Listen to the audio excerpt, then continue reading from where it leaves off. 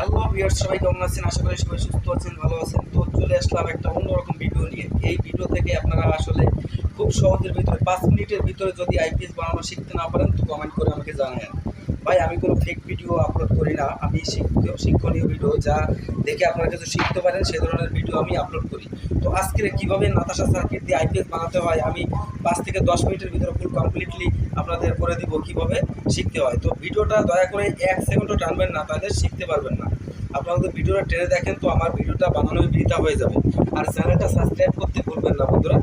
তো দেখেন, বাজার থেকে একটা নাতাশা বোর্ড কিনলে এই ধরনের নাতাশা বোর্ড আপনি মার্কেটে পাবেন। তো প্রথমত একটা নাতাশা বোর্ড আপনি কিনলেন, একটা নাতাশা বোর্ডের দাম সর্বোচ্চ 15 থেকে 1600 টাকা নিতে পারে। তো দেখেন, এরকম একটা ট্রান্সফর্মার কিনবেন। এরকম একটা ট্রান্সফর্মার বিএ অনুযায়ী বিক্রি হয়। তো এই ধরনের একটা ট্রান্সফর্মার আপনার সর্বোচ্চ নিলে 3000 থেকে 2500 টাকার ভিতরে একটা ট্রান্সফর্মার হয়ে যাবে। এরকম